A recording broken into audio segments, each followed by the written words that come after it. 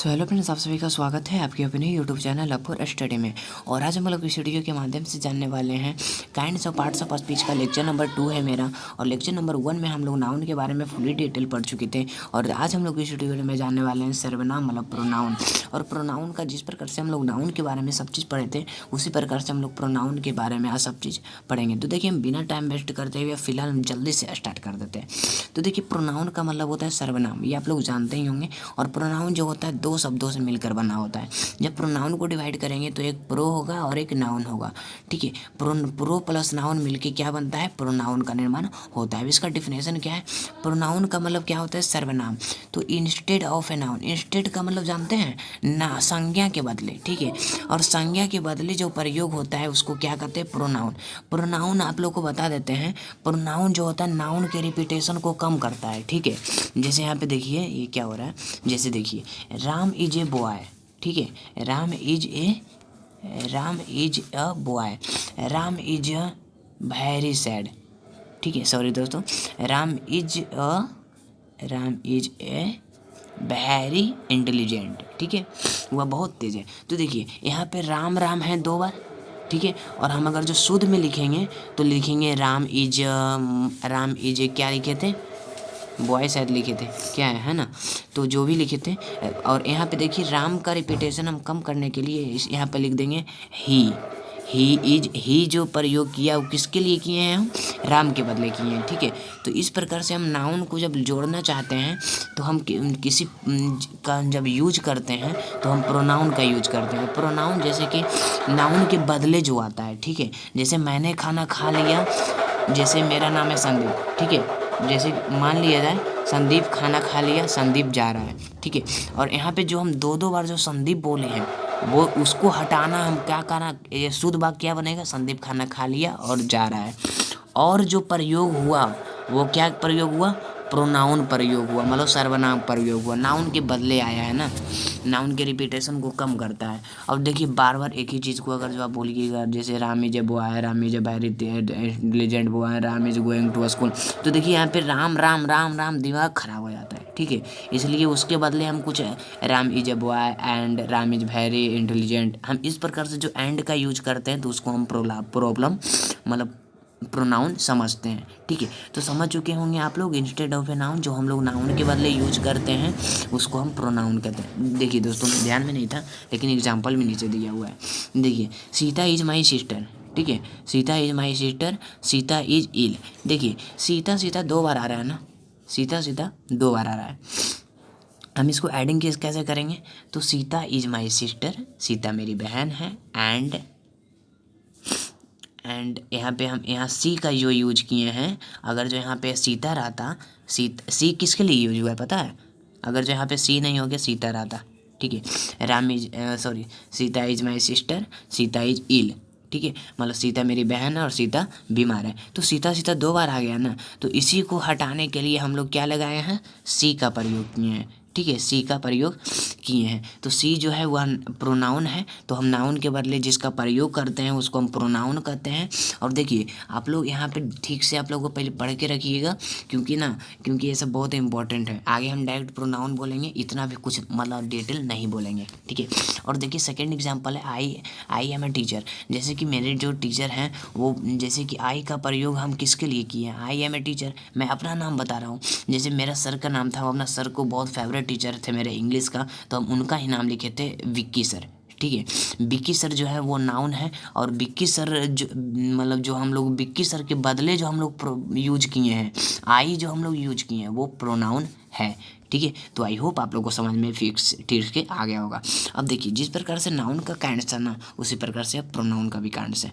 तो देखिए आज तो हम लोग प्रोनाउन को कंप्लीट, हो सके तो लंबा वीडियो होगा, तो दोस्तों आप लोग से मेरा एक छोटा सा रिक्वेस्ट है कि आप लोग वीडियो को छोड़ के मत जाइएगा। ठीक है, थोड़ा सा लॉन्ग वीडियो होगा लेकिन आप पढ़ने की पूरा कोशिश कीजिएगा, क्योंकि टाइम बहुत कम है और इंग्लिश को जल्दी से जल्दी साफ़ करना है। ठीक है, फिलहाल हम लोग प्रोनाउन में ही है, उसके बाद फिर ग्रामर जाएंगे, बहुत ज़्यादा मतलब कि फुली डिटेल करते करते करते करते उसके बाद फिर केस जाएंगे, और फिर मतलब जो भी है ना आप लोग के लिए जो भी इम्पोर्टेंट है सारा हम पढ़ा देंगे।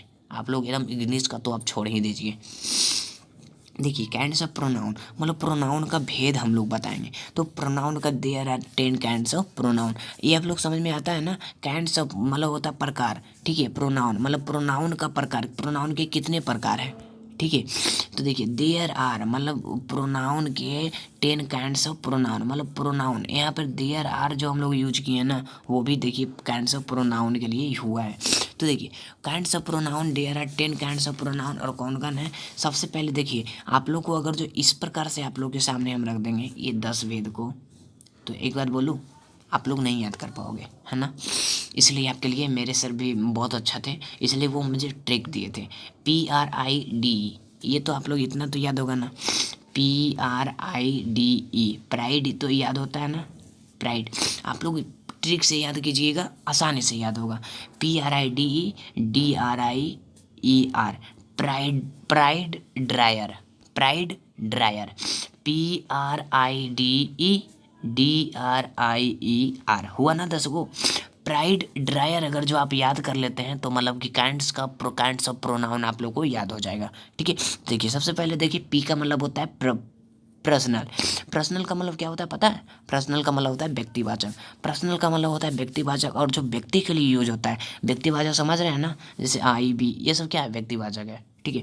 और रिलेटिव, रिलेटिव का अर्थ का मतलब होता है रिलेटिव, रिलेटिव मतलब निजवाचक।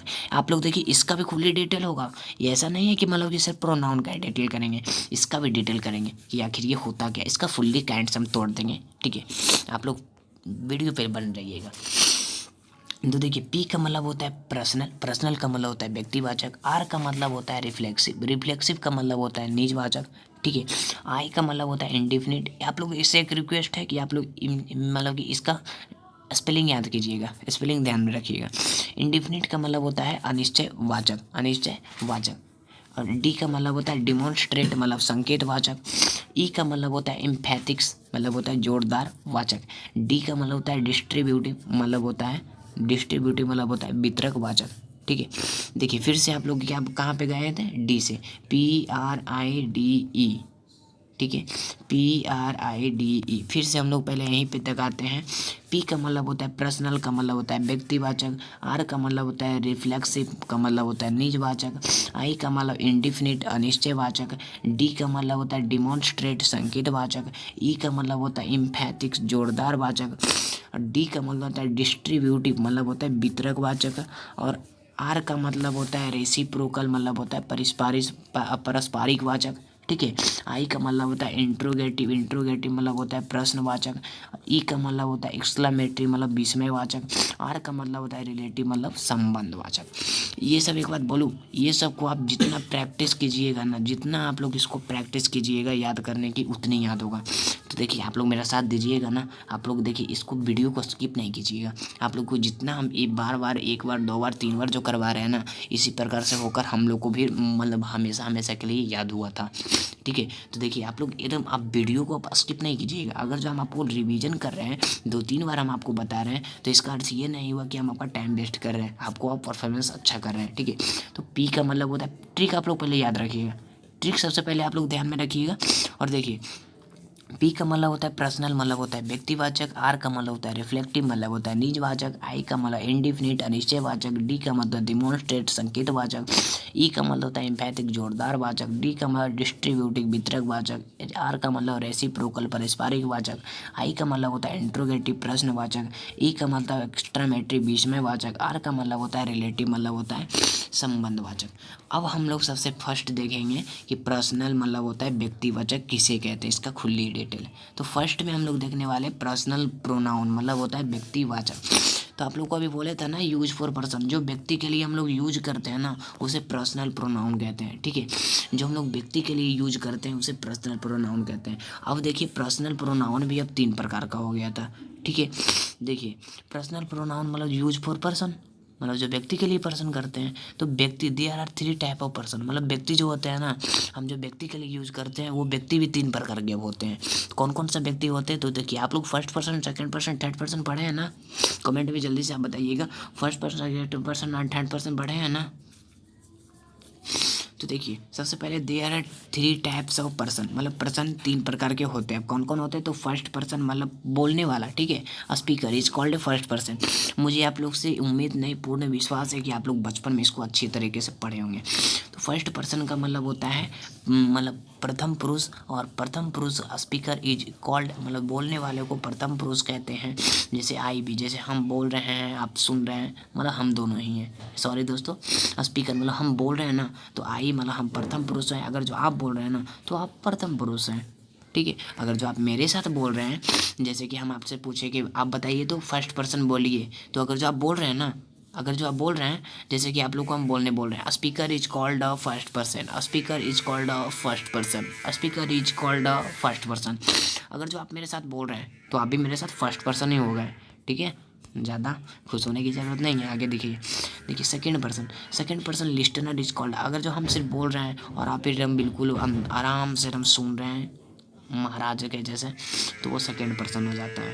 देखिए सेकंड पर्सन अब किसे कहते हैं, अभी बताया ना। अगर जो यू और यू का मतलब होता है आप, ठीक है। अगर जो आप या तुम होता है, इसका 2 पार्ट होता है, ठीक है। अगर जो आप लोग सिर्फ सुन रहे हैं ना, हम बोल रहे हैं और आप लोग राजा महाराजा के जैसा सुन रहे हैं आराम से, तो आप लोग सेकंड पर्सन हो गए। तो खुश होने की बात नहीं है, आप लोग को मेरे साथ बोलना है। हम जिस प्रकार से उसको रिवाइज किए थे, मतलब काइंड्स ऑफ प्रोनाउन का, उस प्रकार से आपको बोलना चाहिए था, ठीक है। साथ साथ बोलने, ऑनलाइन है, इसका मतलब क्या है कि आप मतलब नहीं पढ़िएगा, साथ साथ आपको बोलना है, ठीक है। तो देखिए थर्ड पर्सन क्या होता है ना, other is called a third person, मतलब तीसरे व्यक्ति, मतलब हम दोनों के बाहर अलावे और कोई है ना, कोई तीसरा आदमी है, तो वह थर्ड पर्सन पे चला गया। बोलिए तो, बोलिए जल्दी से। Other is called a third person, other is called a third person, मतलब तीसरे व्यक्ति को थर्ड पर्सन कहते हैं, ठीक है। जैसे ही का मतलब होता है वह जो है थर्ड पर्सन है। सी इट एनी, मतलब ये आप लोग पढ़े हैं, इसमें आप ज़्यादा दिमाग ख़राब करने की ज़रूरत नहीं है।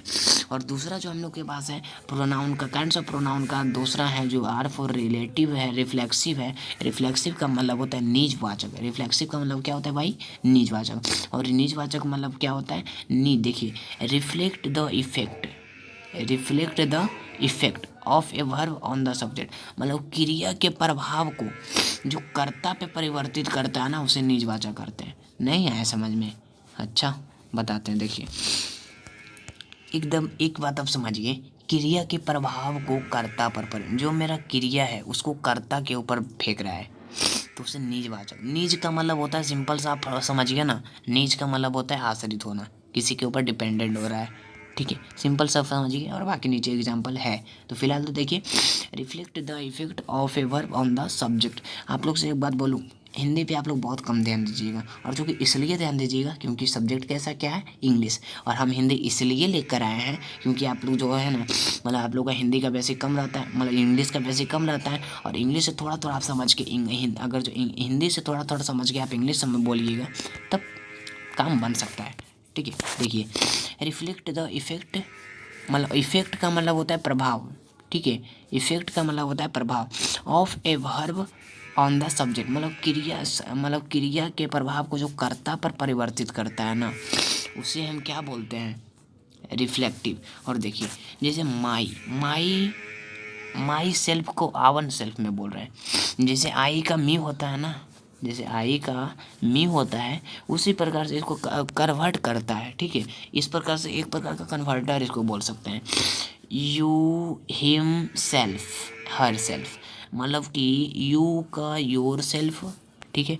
और देखिए हिम हर इट, इसको हम देम सेल्फ बोलते हैं, खुद को या स्वयं को बोलते हैं, ठीक है। ये देखिए इसका मतलब क्या है? खुद को या स्वयं को है, ये इसका मतलब क्या है? इसको प्लूरल जब बनाएंगे तो खुद को या स्वयं को है, ठीक है। तो देखिए ये मेरा 2 खत्म हो गया, और ये मेरा है, और ये थर्ड है, ठीक है। और थर्ड में मेरा क्या है? इंडिफिनिट। इंडिफिनिट का मतलब क्या है? अनिश्चय, जो कभी हो ही नहीं सकता। इंडिफिनिट पर्सन एंड थिंग्स, मतलब क्या होता है? अनिश्चय व्यक्ति और वस्तु, अनिश्चय व्यक्ति और वस्तु। देखिए सम पर्सन, मतलब जो पर्सन के लिए यूज होता है वो देखिए, सम वर्डी का मतलब होता है कोई या किसी ने। एक पार्ट्स ऑफ स्पीच बहुत ज़्यादा आप लोगों को मीनिंग सिर्फ याद करना पड़ेगा, लेकिन अगर जो मीनिंग आप याद कर लीजिएगा ना, तो आपके लिए आगे का रास्ता बिल्कुल क्लियर हो जाएगा, ठीक है। तो समबडी का मतलब कोई या किसी ने, समवन कोई या किसी ने, एनीवन कोई या किसी ने, एनीबडी कोई या किसी ने, एवरीबडी हर कोई या सब कोई, एवरीवन हर कोई या सब कोई, नोबडी कोई नहीं, नो वन कोई नहीं। और इसको ये सारे को हम बोल और ऑल सिंगुलर है, और सिंगुलर सब्जेक्ट के साथ हम लोग कौन सा वर्ब का यूज करते हैं, सिंगुलर वर्ब का। और फॉर थिंग्स मतलब वस्तु के लिए अब जो यूज होता है, वस्तु के लिए जो यूज होता है, देखिए समथिंग मतलब होता है कुछ, एनीथिंग कुछ, एवरीथिंग सब कुछ, नोथिंग कुछ नहीं, ठीक है। तो देखिए दोस्तों, आज का मेरा बस 3 ही तक था। हम तो सोचे थे कि ख़त्म हो जाएगा, लेकिन आप लोग साथ नहीं दे रहे हैं, ठीक है। तो देखिए आज का बस 3 तक हम लोग गए हैं, और कल जो है ना, कल हो सकता है तो ख़त्म हो जाएगा, ऐसा हम उम्मीद करके लाएंगे आप लोग से, ठीक है। तो आज का वीडियो बस यहीं तक है। अगर जो आप चैनल पे नए हैं और चैनल को अभी तक सब्सक्राइब नहीं किए हैं, तो जल्दी से सब्सक्राइब करके वीडियो को लाइक कर दीजिए, ताकि हमारे द्वारा जो भी वीडियो अपलोड किया जाए, इंपॉर्टेंट वीडियो, इंग्लिश का वीडियो, क्लास 10 का वीडियो, प्लस में कंपटीशन के लिए थोड़ा मतलब ट्रिक वाला अपलोड करेंगे। अभी तो फिलहाल नहीं किए हैं, लेकिन स्टार्ट करेंगे, ठीक है। जब आप लोग सपोर्ट कीजिएगा ना, तब पक्का करेंगे।